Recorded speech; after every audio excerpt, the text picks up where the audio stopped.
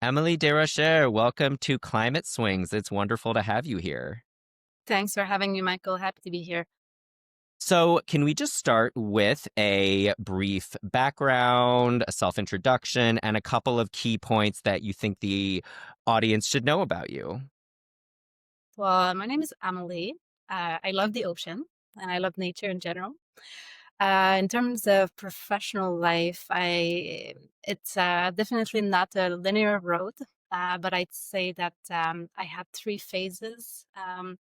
In my career so far, and it's probably not going to be, um, it's probably going to keep evolving as we move forward. But I was involved in a tech company in my 20s. It was a family business. I scaled a AI tech venture when it wasn't so cool to do so. And we sold it to the government in 2013. And then I pivoted. I went back to school. I did a master's in international relations. I'm trained as an economist, and I ended up working in diplomacy. So I worked for the Canadian government and the British government. I was doing a lot of government relations and EU negotiations, and I did that for about 10 years. And then I pivoted again and I started working in ecosystem building. So I was fascinated at startups and how they evolved in technology settings. So I was involved in the tech ecosystem in San Francisco, in Toronto, Montreal, and eventually I built a marine ecosystem back in the countryside, 6 hours away north of Montreal. Um, so, which was a very interesting journey as well. So, yes, I guess I can say that I'm a multifaceted, curious human who is constantly evolving. I'd say that multifaceted, curious, and constantly evolving is like very much a through line for Climate Swing. So you're right where you need to be right now, which is great.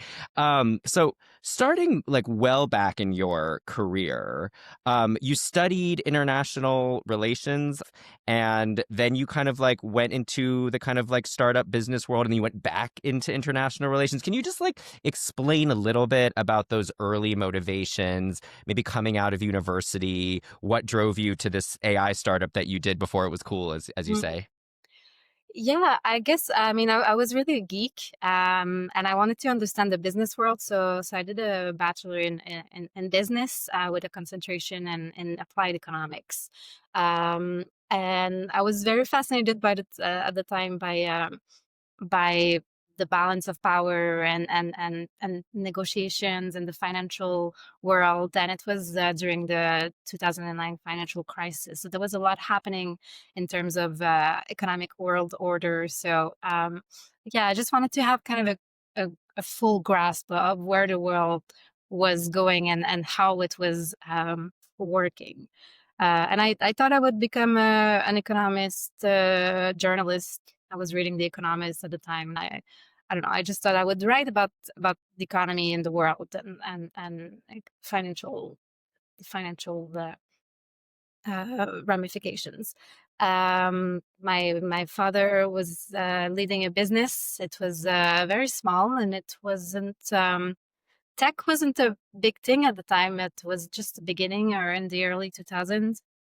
Especially in Montreal, it wasn't like a burgeoning world.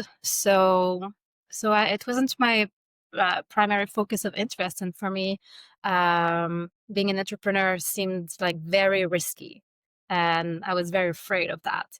Um, but then I think 2 days before I graduated, Google knocked at the door and asked our business if we could start a digitization project with them on a massive scale.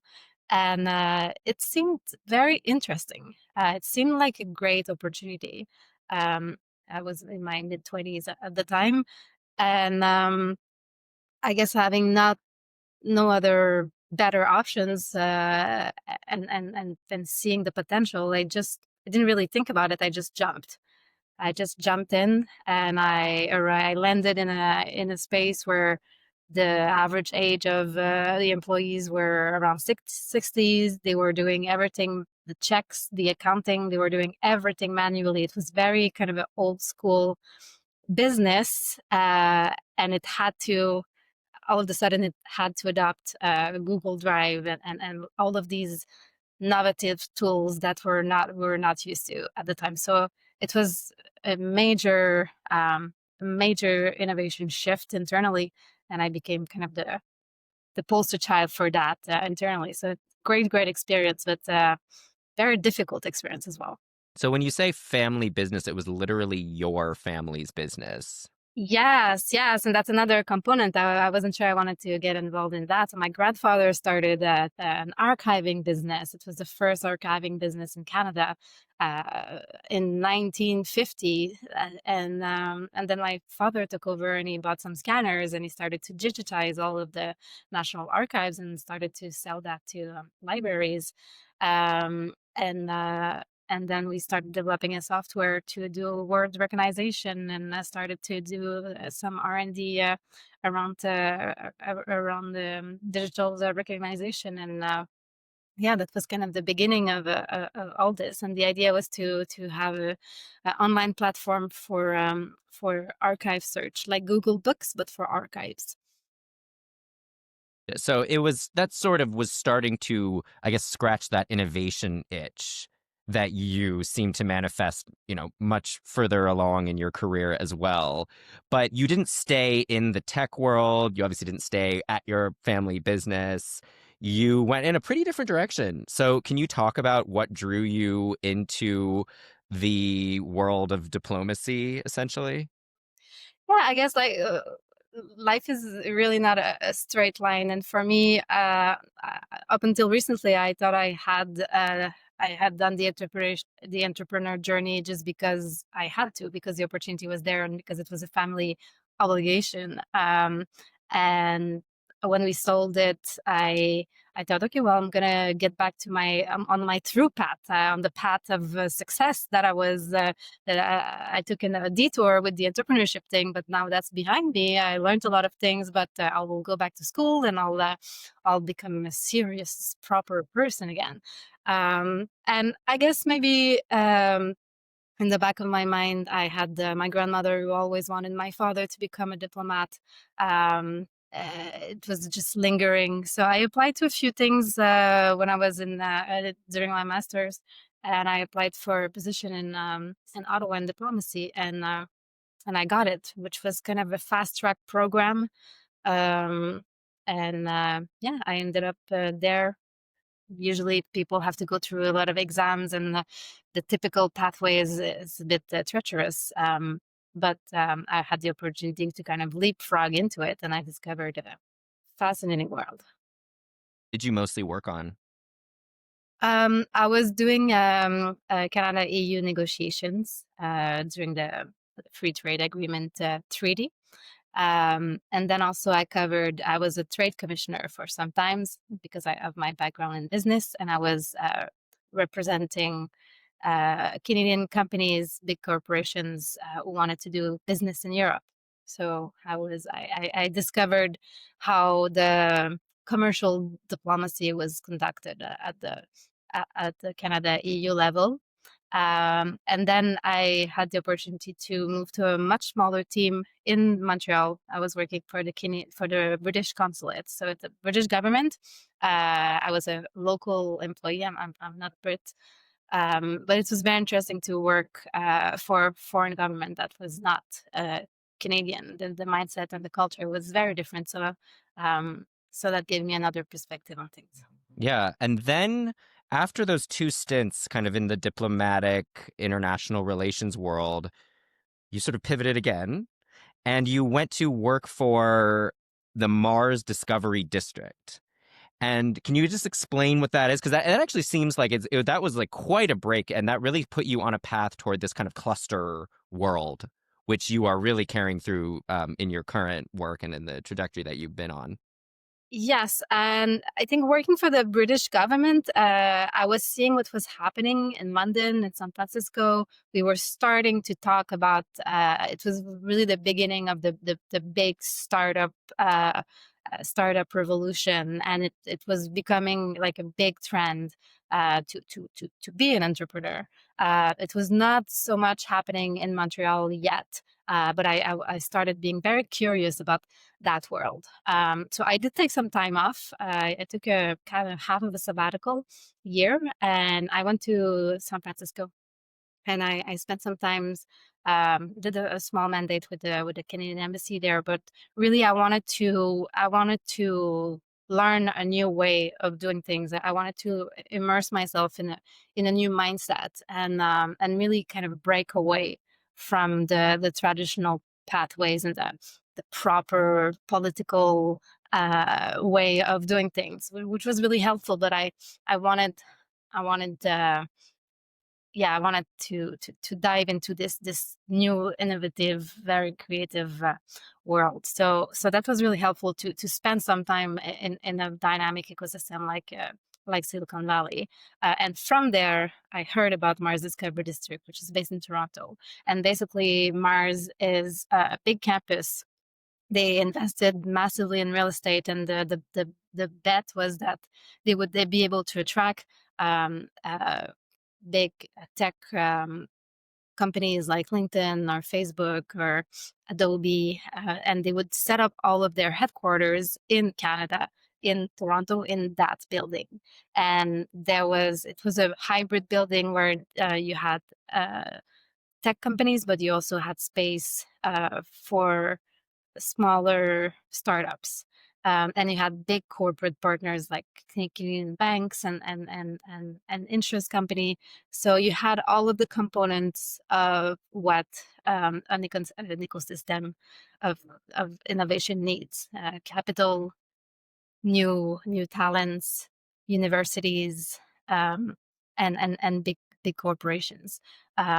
So yeah, again, that brought me into a very different world. It was very innovative at the time to bring geographically all of these players in the same building. And a lot of people said that it would fail. A lot of people, there was a lot of news coverage at the beginning of this venture, and now I think it's a massive success. They are, I think, building new spaces. It's a resounding success. Yeah, yeah, good. I mean, one thing I've gotten really interested in through doing this podcast are kind of like the what if moments in people's careers, because as you said, like nothing was a straight line, and you've zigged and zagged and swung between this and that. And I'm so curious about when you went to San Francisco and you immersed yourself in a new mindset, and then you kind of went back to Canada and I guess sort of started to apply those lessons or sort of apply that mindset into this like very innovative kind of like new way of thinking. Like, what was it in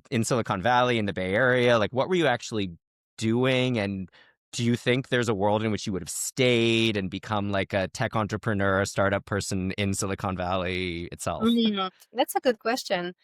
Um, I think my first reaction coming at the time, coming from the diplomatic world, I had my BlackBerry and I was like wearing a suit. And you have to think back, we were in 2015, so the corporate world was still very rigorous. We couldn't work from home, like it was before the pandemic, so it was very serious. And what I was seeing in the tech world was, well, first of all, a different way of dressing, like being able to bind the rules, and working from home, and having this there was this aura of freedom around entrepreneurship. But I think aside from that, there was also this idea that I could be who I wanted, whoever I wanted to be.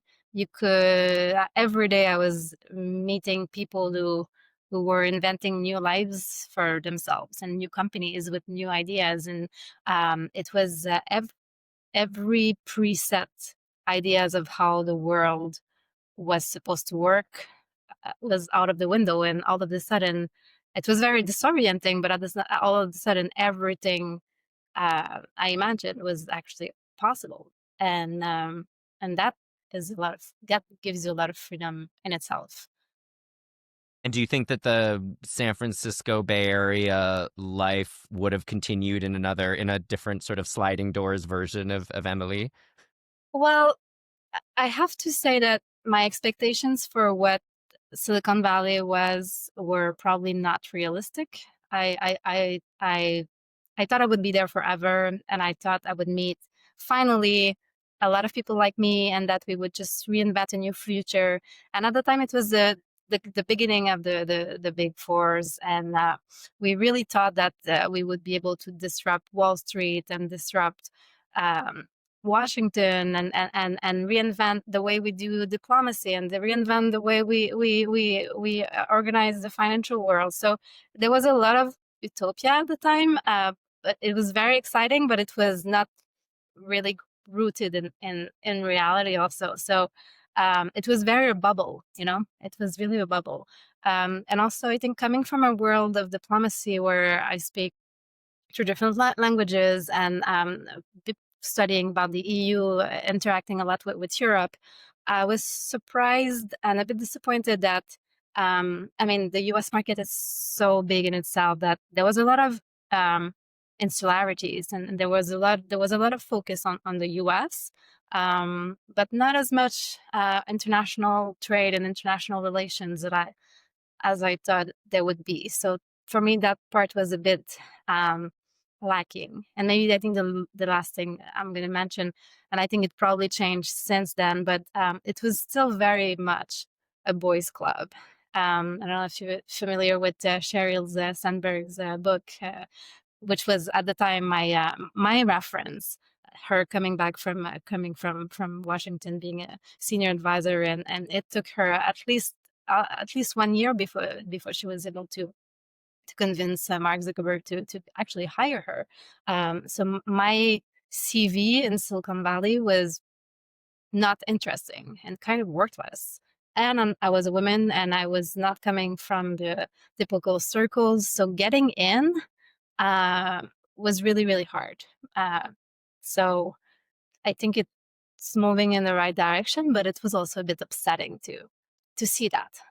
Yeah, so seeing both the exciting parts and perhaps the disappointing parts, but being able to essentially take that with you when you went back to Canada, worked for the Mars Discovery District, and as you said, this kind of like really new, untested sort of model for what innovation could look like, especially in a Canadian context, which I presume things were still pretty new at that time, vis-a-vis, compared to Silicon Valley for sure. Yeah, so exactly. It was very the beginning of the AI fintech boom in Toronto, and it's an interesting lab to be in Canada's capital, because all of the headquarters are located there, and it was a hype in 2016. Everybody wanted to have an innovation lab, and we were helping them set them up, and connecting them with startup ecosystem. So there was a lot of great ideas, a lot of money flowing around, and not all of them worked out the way we envisioned they would. But in terms of the fintech world, we saw a lot of banks creating their own innovation labs, and what came out of that, I think the banking system is very different than it was 10, 15 years ago. Yeah, yeah, I can only imagine. So just looking over your CV ever since that experience, and you weren't there for that long. You're only there for it looked like essentially half a year or so. You then swung into quite a diverse set of roles in kind of business and innovation. And I'm just kind of curious, can you just sort of pluck out a few of the most interesting aspects of that time and what was kind of driving you from a professional perspective? Mm. Well, it was an interesting time, but also a kind of a scary time. I was really trying to deconstruct my my rigid mind, and trying to um, to find my way in this new and innovative world. And it seems a little bit all over the place, but at the same time, I think it was a crucial moment in my journey, because I got to try different things. Some of them I really enjoyed, some of them not so much. Uh, but yeah, coming out of, I think Mars was a very interesting experience, but again, it was still kind of a big organization, and with a lot of structure, and I was trying to shy away from that. So I went back to Montreal. I think I went back to Montreal, and I did a few innovation mandates. I was freelancing at the time, and I was trying to find my way also in the local ecosystem. That's always the same whether you're in San Francisco or Toronto or Montreal. At the end of the day, we're all ecosystems are based on human relationships. So whenever you get to a new place, you need to to to uh, to weave your web again. And once you have it, then you start having webs all over the place, which makes sense after a while. But at the beginning, it was definitely that, me trying to weave my web and get my footing again in an ecosystem that I had left for almost a decade, and trying to get the credibility going again, and finding finding my positioning, coming back also fighting from a bigger Silicon Valley mindset, and coming back to a smaller ecosystem where they were a bit impressed, but also a bit maybe feeling a bit threatening sometimes by my experience. So yeah, it was me navigating those waters. Yeah, and but you sort of you use the term navigating those waters, which I think was an unintentional segue into my next topic and question and sort of field of your practice that you got into, which was essentially the oceans, blue economy, blue innovation space, which of course connects to the purpose of this podcast, which is climate. So, how did that swing happen? I mean, you started your very first sentence on this podcast, your introduction, saying you love oceans, you love nature. Can you talk about what finally drew you into the oceans world? Hmm.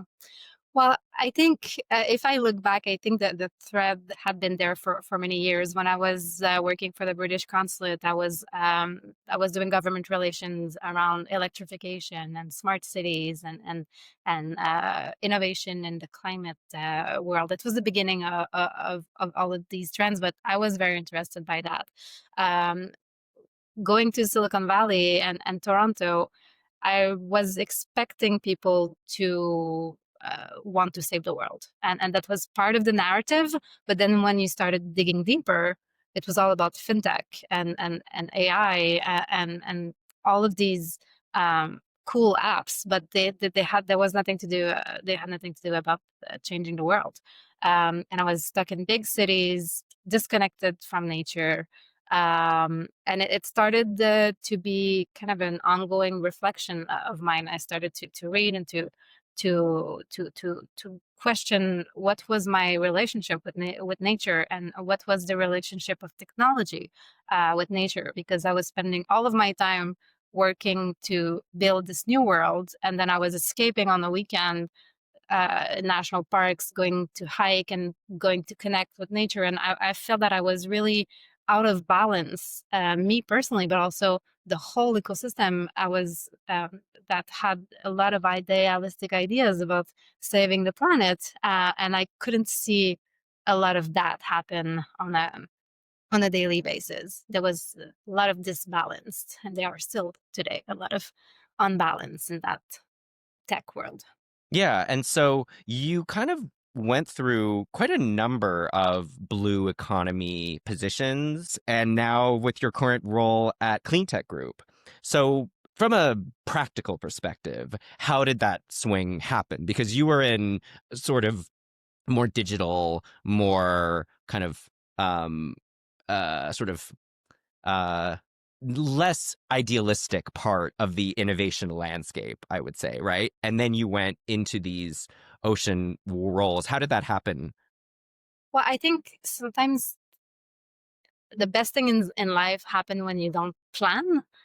I could not have planned this, to be honest. I think it's the first time that I really follow my intuition, and I started dreaming about whales, and I was really drawn to, I don't know, I was drawn to the natural world. I had this huge yearning to be in nature for an extended amount of time. And if you had known me at the time, I was such a city girl. I had not spent more than 3 days in the forest or in nature, and it was not camping most of the time. But I decided to take some time off and to be in nature for an extended period of time. I wanted to be in remote areas also, to understand what was the relationship, the between rural settings and cities. I think we tend to disregard that, and I didn't know much about the topic. So, and I think I'm a doer, so I thought I'm gonna go there and I'm gonna try to understand why there's such a discrepancy. We're so connected in an urban setting, and you go 50 miles away, and all of a sudden you can't even pay with your credit card. How is that happening? So I think it started from this curiosity, and I ended up doing a temporary position in a garden where I was just basically in charge of innovation and digital experience, which was fairly new for them. And from that, I ended up building a co-working space and a small incubator project in the gardens with local with a local grant. So that was me trying to be innovative in a rural setting, and from there I got approached to build this big blue innovation cluster around maritime technologies. And to be honest, at first I thought, this is not for me. You have the wrong person. I know nothing about boats. I'm not interested about fishing. It's not. this isn't. This is not my gig. Just go find a marine biologist. And they said, no, no. We worked with marine biologists for many years, and we have the results are not there because people from the sector are too focused, and they're so detail oriented in their areas of expertise that they don't have the outsiders perspective. So your background is actually perfect. So, and the three positions, the blue zone and the the startup project and the accelerator flow, I did it all at the same time. So basically, it was a big government project. So part of it was to build an innovation zone around blue technology. So it was a government competition. So I was wearing more my diplomatic hat and trying to build a solid business case on why this sector was becoming important, why it was very promising, and why the government should invest massively into it. And then at the local level, we had a lot of businesses and we had great universities, but there was not. There was no incubation or accelerations. There was no venture building in the blue economy space. So I built an acceleration program, and also at the Canadian level, I was involved in the Ocean Startup project, which was kind of a national incubation program for Canadian ventures in the blue economy sector. And I think one thing about innovation and about art in general, it's you get influenced by others who have done it before you. So my role was really to look outward at what was happening in Portugal and in Norway and in Iceland, because they've been focusing on that sector for a very long time, and we can learn from that. You don't have to reinvent the wheel from scratch. And then locally, at the Canadian level, I was looking at what Halifax has been doing for many years. They are a coastal they are a coastal province, and they've invested massively in the space, and they are one of the top 10 ecosystem in terms of the blue economy in the world. So yeah, I got involved in those three positions all at the same time, but they were all focusing on basically developing the blue economy in Canada. So you were literally working in a garden, like an actual garden in a very natural environment, obviously. This was from your sort of big city innovation focus, go, go, go kind of life. And then you kind of it sounds like you sort of re-entered a more fast-paced, but working at the intersection of something that felt to you at least very meaningful, and very connected to nature, even if it was still innovation based, innovation focused, with like a set of KPIs and kind of an accelerated life compared to what you were used to probably at the garden. Is that right? Well, I think the garden was a good teacher for me because I really thought it would be slow pace, and I meant to have a few months of leisurely time. But I realized quickly that that working with nature is really hard, actually. that and that trying to do innovative projects in a garden setting, and doing innovation in general with people who are not used to innovation. I It sounds uh, very idyllic, and it was, the setting was wonderful. It was a garden by the ocean. It was probably the hardest thing I've done in my life, working in this garden. So I give a lot of credit to people who are working with nature. Yeah, I mean, but again, kind of back to that what if moments Hmm. aspect, which has you maybe more in that world rather than the path that you did choose, which was back more on the innovation side, building things from scratch. But it seems like that's really where you feel like you were most activated. Mm. Yeah, and I think you said it really well. It was at at the intersection of both worlds, and I think that's where I'm having the most fun. It's nice to be in a nature setting. It's nice to slow down, but at the same time, if and it was also the pandemic, so I got to slow down at some point. You had to slow down, yeah. But then you feel very disconnected, and you need to reconnect with innovation, and and to every young people who are working in remote settings. It's the same challenges. It's a real challenge.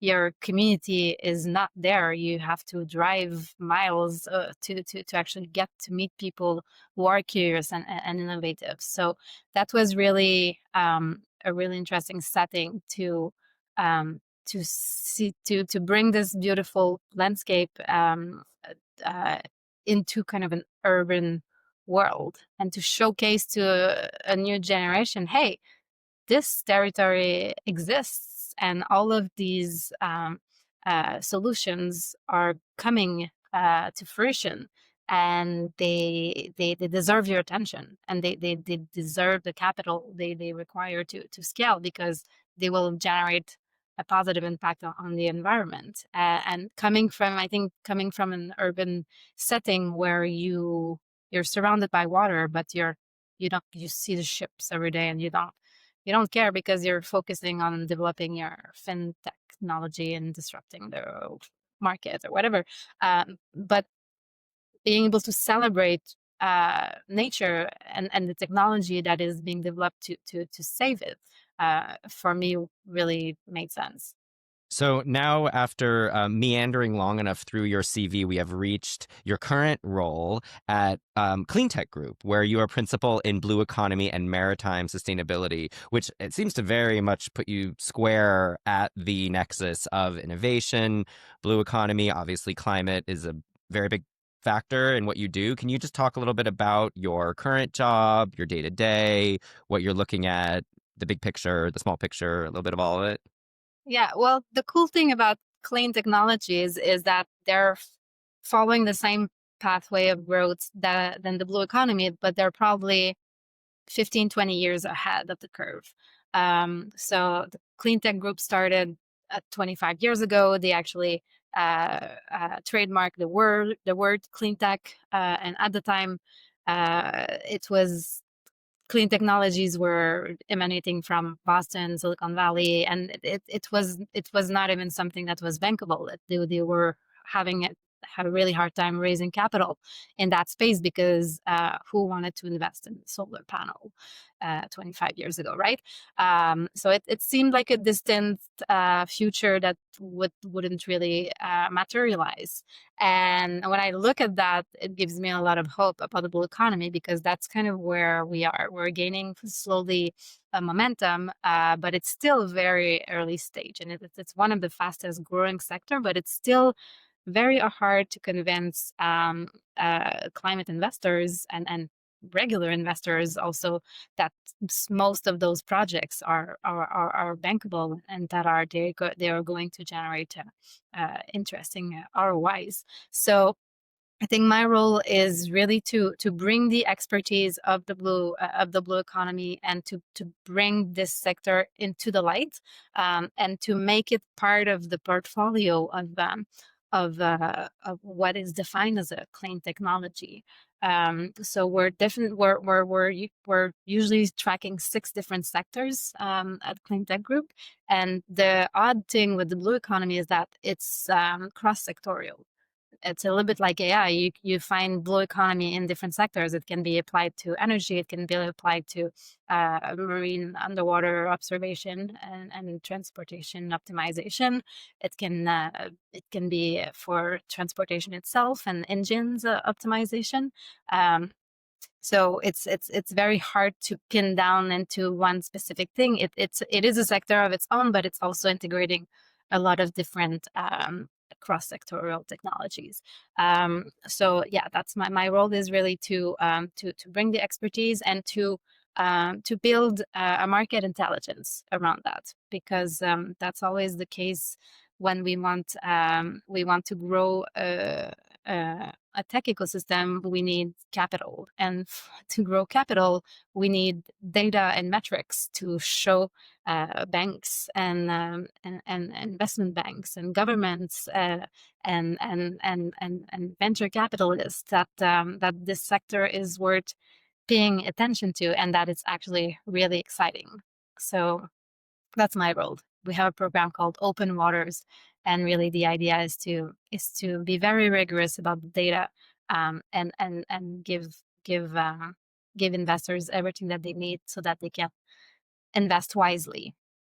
What do you think the blue economy is? I mean, and specifically, what do you think the broader climate community should know about the blue economy that they usually don't, or maybe misconceptions that they have about it? Like, can you just provide your sort of general lay of the land for the blue economy? Right. Well, I think the blue economy is uh, that the label is being used in different settings, so it's understandably a bit confusing. But if you go back to the OECD definition, it's the economy that is related to coastal preservation. So anything that has to do with ocean and coastal conservation um, is labeled blue economy. I think the biggest misconception is coming from the maritime sector. They think that the blue economy, for the most part, is restoration and algae, seaweed, protecting the whales, and it's more kind of on the conservation side. That's what we're hearing a lot from investors also. But actually, the blue economy is integrating the maritime sector and the tourism sector. It is an economic benchmark. It is an economic sector. It's an economic label. So 50% of the sector is actually the maritime sector. And the tourism industry, coastal tourism industry, is maybe 25% of the sector. And offshore marine wind generation is a very large percentage of this sector as well. But everything that touches the ocean and has an impact on the ocean is encompassed in the blue economy. How much do climate solutions specifically pass your desk? And I know that I mean, everybody talks about the ocean as basically the largest climate solution problem solver there is, essentially. But like, how much do specific projects with kind of climate as their main motivator sort of enter your professional lexicon? Mm. Well, in terms of quantification, it's evaluated to be a $15 trillion industry by 2050, just in terms of economic opportunities. And I know we always throw trillions of dollars numbers, but if you rank it in terms of GDP, if the blue economy was a country, it would be the eighth largest country in terms of GDP. So it's massive. It's a massive investment opportunity. That's the first thing I always like to say. Um, I think in terms of critical mass of startups, if you compare it to the large pool of clean technologies, it's still a very small amount. I'd say that around 7% of all deals in the blue economy sector are coming from in the 7% of all clean tech investments are invested in the blue economy sector. So it's still below 10%. But last year it was 4%. So it's increasingly it's doubling and growing in what some people would say an exponential growth curve. So that's the encouraging thing. And again, so in the blue economy, how much sort of back to what I was asking before about like how much are climate solutions part of the portfolio of blue economy projects or blue economy initiatives versus other kinds of natural solution, other kinds of environmentally minded solutions or even economically minded solutions. I'd say that around half of the portfolio is climate related. We're seeing more and more carbon capture projects being tested and deployed. We're seeing even a blue carbon credit market being developed. I think offshore energy, especially wind, is also taking a big chunk of the portfolio. I think it's a bit the projects that were being deployed in North America are paused for the most part, if I understand correctly. But I think Europe and Asia are still moving pretty fast in that sector. And what's sort of your main theory of change? Like, what are you most excited about? What gets you most out of mostly gets you out of bed in the morning and gets you excited to work in this space right now? Hmm. Well, I think we can easily take the ocean for granted because it's just there.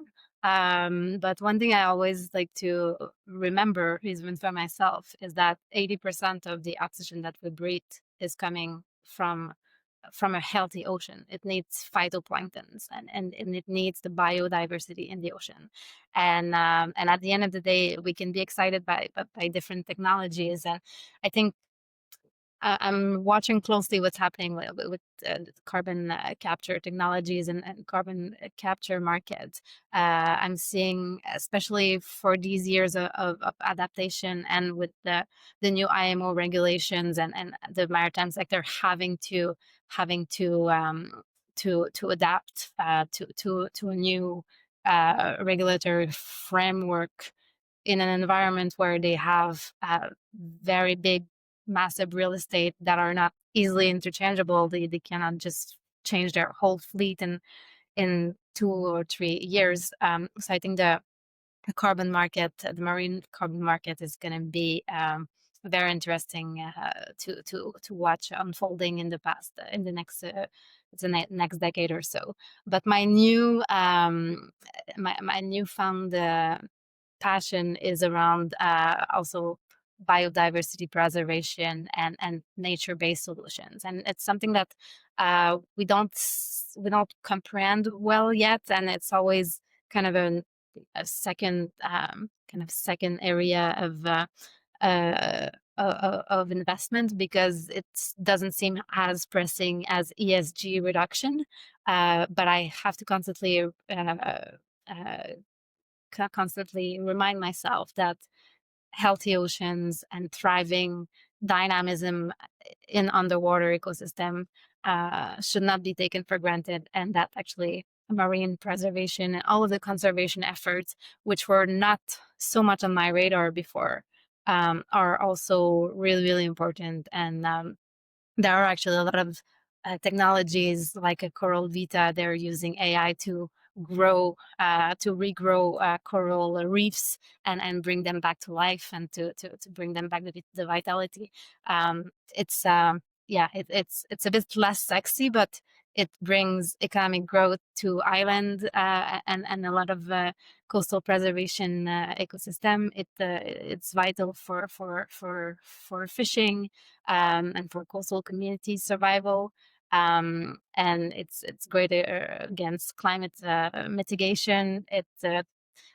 We need to address the acidity of our ocean. So these things are a bit less tangible, and they're not as cool as underwater drone, but they also, I think, deserve our full attention. Yeah, and I can imagine that the innovation element and the technological element is like maybe even more important than in other sectors of like climate or the clean economy because the ocean is so hard to access, unknown. You really have to think differently if you want to understand it, let alone try to help it or fix it or, turn it into a climate solution or anything like that, right? Yes, and there was actually a gathering last week in June called the Blue Economy Economic the Blue Economy Finance Forum, which was just before the UN Ocean Gathering in Nice, and I think there I mean, we've been watching those UN conferences happening for many, many years. And sometimes they're dragging, they can be painfully slow. But there was a very interesting momentum this past month where a lot of around 1,200 financial institutions and climate leaders came together to address the specificity and the unusual financial setting that we are facing in the ocean world. So it's an asset that belongs to everybody and to nobody. And a lot of the regulations around the oceans are done at the government level. Um, so we need to rethink the way we invest in the ocean and what the ROI are. They're not just on the capital, the assets, the way we quantify the gains. They're not just financial; they are also planetary and for the health of all human beings. So it I think it requires a different mindset and a different financial framework. And the good news is that the banking sector and the investors are starting to get on board with this new narrative, and it's really a paradigm shift. Well, Emily, you've been so generous with your time, and I know we're approaching the top of the hour. So I have a couple of wrap up questions that I like to pitch to all of my guests. Because you've gone on about your career and about the work you're doing now and all the swings that's taken you into this position where you're now working at really the intersection of purpose and innovation, climate, nature, all those things that you're really passionate about. What advice would you give to people who are interested in trying to also sort of weave those threads together and, kind of walk in your footsteps in a way? Mm. What I'm seeing in a lot of young people right now, especially in North America, is that, and I can really relate to that. I was like that too. I think we're still trying to optimize, and we're trying to know exactly where we're going, and we're trying to have a list of skill set that we want to develop, and it's good to have an understanding of where you want to be, but trying to trying to define too much where you want to go is going to make you focus too narrowly on something sometimes, and you may miss the landscape. You may miss a lot of great experiences in the process. So I would say the best things come to those who experience a lot of different things, and sometimes it might take a while before those experiences are starting to make sense, and they may, to the external eyes, or to your parents, or to the people who are around you who have chosen a more linear path, because entrepreneurship and innovation is not for everybody also, but for those who are not on that path, it's easy to take a look and say, oh well, your life is going nowhere, or you're too scattered, or you're trying too many things. And but everything that you're trying, even if it doesn't work out the way you intended it to be, or maybe you just hate it, well, it's new information that's going to bring you to a bit further, closer to where you're supposed to be in your journey. Yeah, and shifting the perspective inward, perhaps, and thinking back to an early part of your career, maybe you were, just getting out of university, or you're just starting in your diplomatic work or whatever it is. What are a couple of things that you might tell yourself about the path that you would take, and maybe you should do a little more of this or a little less of this to avoid this pitfall, or think differently about something that you encountered? Hmm. Well, I think the fear of uncertainty is something that I'm still struggling, not at the same level. But I think I would I would tell myself, you've got this, and trust trust yourself, and trust that life is going to unfold in the way it's supposed to be. It sounds a bit esoteric, but when you're I think it's all about the confidence, of not your self-confidence, but also the confidence in your environment, and that your skills, and that your journey, if it's done with purpose and with true intention, then it brings you where you're supposed to be, and it brings you to the right people, or the right mentors, who are going to connect you to the right people. And staying open to that curiosity, and to um, of course, sitting with that fear of not knowing what's going to happen next. But I think cultivating that mindset of openness, and resiliency, is exactly actually what we need to build this new, to thrive in this new era, where I think everything is becoming really uncertain right now, with AI, and with all of the crises that we're facing. But if you cultivate a resilient mind, you become more agile, and you become more open, and you become less stressed when you're facing those situations, and you can thrive. Yeah. And then finally, casting your mind to the end of your career. And of course, that's knock wood, a long way away. But what would you want people to have thought about the work you did, and the contribution you made to ocean resilience or climate, or the things that you care about in general? And in general, what would you want your epitaph to be? Hmm. Well, I'd say that the blue economy is definitely not uh, an easy landscape. I think it's becoming better, but that's also the perks of innovation, and choosing sectors who are uh, starting to emerge. It can be frustrating at times, and I wanted to walk away from it a few times, to be honest. Um, but I think the ocean for me, and water preservation is a big issue, and it's not something that's going to get solved in a year or two. And I think the more I'm being tested on this path, the more uh, confident I am that it's actually necessary. And I'm looking at Sylvia Earles, and people who have been doing that since the 70s, and are educating us about the oceans, and how dynamic and thriving they were 30 years ago.